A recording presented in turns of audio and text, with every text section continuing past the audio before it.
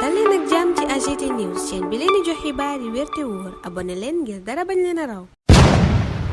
AGT News. Bismillah tey ci altine ji ñaar fukki fan ak juróom weeru septembre atum 2023 yéenekaay bu nekk la yitteel réew mi quotidien xëy fësal tànki tiiñal yi Amadou Gueye taxawee keroog samedi ci plateau Grand Oral bu réew mi TV moom jiital Union des indépendants du Sénégal sàkku na ci Macky Sall ak Antoine Diome ñu indi luy firndeel ne Sénégal force occulte dafay am gannaaw ba mu fësalee programme am ak wax li sabab mu bëgg a samp ndëndam ci élection présidentielle bi ñu dëkkmal njiital Union des indépendants du Sénégal yéy na yàbbi ci mbiram Ousmane Sonko mi mu jàpp ne nguur da ko singali Les Échos naan ko ma yow xanaa yëgoo ne way wa daanu na ci mbiram Ousmane Sonko seppi gi nu ko seppi ci liste électorale yi yéenekaay bi nii la xëyee xamal ñu ne dogal bi yóbbu nañu ko ca sous-préfecture bu Dakar Plateau gannaaw juróom fukki fan yu huissier ba jaabante ba sonn te xamul fan lay yóbbu booba lépp këyit Le Quotidien ni ko booba lépp këyit di notification bi wone ne Ousmane Sonko nekkatul ci liste électorale yi ñaar fukki fan weeru septembre bi lañu ko teg ca mairie Dakar Plateau journalu Madiambal Diagne bi jàppee ci ne Ousmane ci boppam lañ Sonko mooma bu weesoo li nu ko seppi ci liste électorale yi L'Observateur mi ngi ñuy xamal itam ne délai bi nu ko may ngir mu dabu dogal ba di def recours gàtt na lool waaye coow li mu gudd ak mu gàtt Sud Quotidien nee na Ismaïla Madior Fall ministre de la justice wéet na lool ci coowal Ousmane Sonko ñàkk mën a bokk ci élection yi mu gàddu niki coowal contumace bi te la yokk xar mi karaw yéenekaay bi nee na mooy taxawaay bi ci Ababacar Fall bu Gradec ak maître Amath Thiam consultant ci wàllu droit am booba jamono am Sonko geeg indil Sonko gi ma ngay wéy ci bërëbu tasukaay xibaar yu bari yu nekk ca bitim réew yor bi moo ni gisee ne nag ñoo ngi koy tuumaal di ko njiiñ dëmm waaye Amadou Ba bu Pastef ne dara mënta tee Ousmane Sonko doon sunu candidat ci élection bi nu dëkkmal loola it la député Pastef bi di Cheikh Thioro Mbacké wax ci biir enquête nee na benn candidat la nu am te mooy Ousmane Sonko nii la tontoo moom député bi ci laajub yéenekaay bi ñeel plan B waaye enquête nee na ak lu ñu bañ coowal plan B moom ma ngay gën di fës ci biir parti Ousmane Sonko bi te loola yéenekaay bi nee na bu doon course Guy Marius Sagna jiitu na gaaya sànni karawaas ndax daa mel ni ku tàmbalee campagnal boppam ñeel boobaleeg plan B booba jamono L'Observateur di nu yëgal tànki jàmm yanuy dox ci APR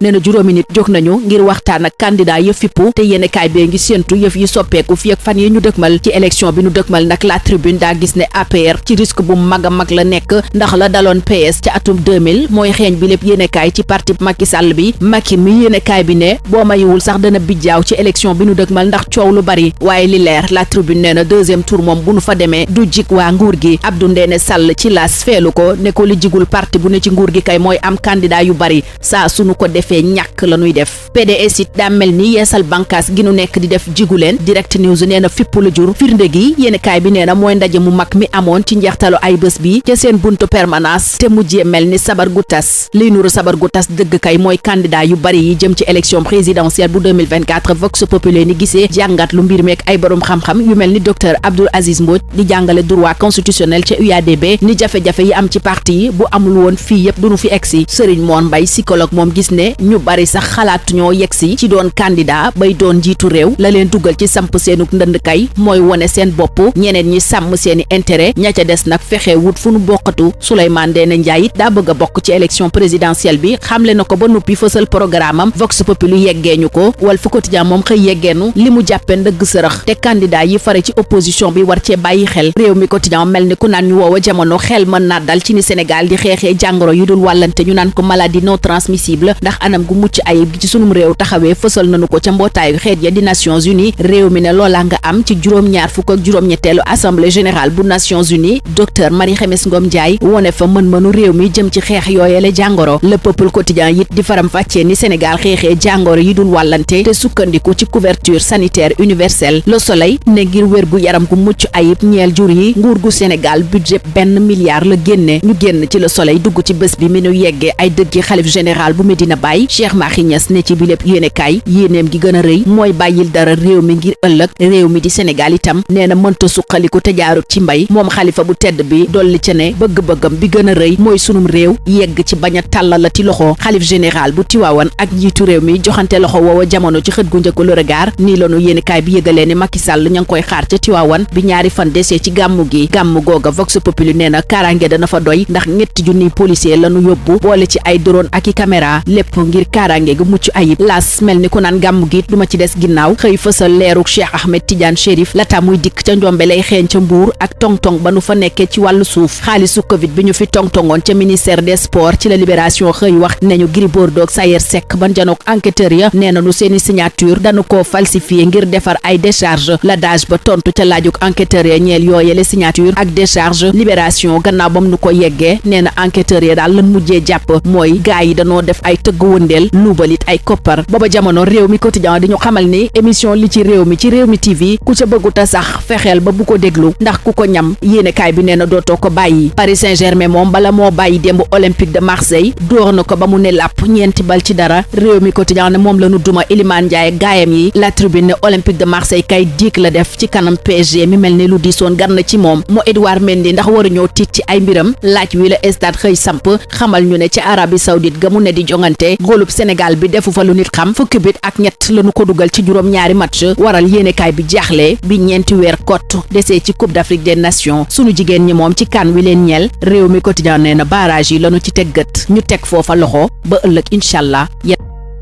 AGT News. Bonjour. De nombreux sujets constituent les menus des journaux parus ce lundi 25 septembre 2023. Que Macky Sall et Antoine Diome apportent des preuves sur la présence de forces occultes. Ainsi parle le président de l'Union des indépendants du Sénégal dans Réumi Quotidien, journal qui revient sur son grand oral de samedi dernier sur Réumi TV. Amadou Gueye, après avoir dévoilé son ambitieux programme pour le Sénégal en 2024 et donné les raisons qui ont motivé sa candidature à la prochaine élection présidentielle, interpelle ainsi les autorités étatiques sur le cas Ousmane Sonko. Parlons justement de Sonko avec les Échos qui nous apprend que son retrait des listes électorales est acté après près de 50 jours de jeu de ping-pong avec l'huissier de justice. En effet, faute de récepteur, l'huissier a déposé l'acte à la sous-préfecture de Dakar Plateau, renseigne ce journal qui retrace le parcours du combattant de l'huissier de justice depuis le 2 août pour remettre à Sonko l'acte. Ousmane Sonkorisé, conclut le quotidien qui nous apprend aussi sa radiation des listes électorales et renseigne que la notification a été déposée le 20 septembre à la mairie du Plateau. En plus de cette radiation des listes électorales, l'Observateur nous apprend aussi un rétrécissement des délais de recours pour Ousmane Sonko. Et concernant la contumace et l'éligibilité d'Ousmane Sonko en 2024, Sud Quotidien constate une purge de la controverse et signale le ministre de la Justice Ismaïla Madior Fall seul contre tous. Sud Quotidien en veut comme preuve les thèses du professeur Ababacar Fall du GRADEC et maître Amatiam, consultant en droit, qui alimente davantage le débat. Et le débat sur le plan B à l'ex-Pastef se poursuit, semble dire Enquête, qui titre justement sur le spectre du plan B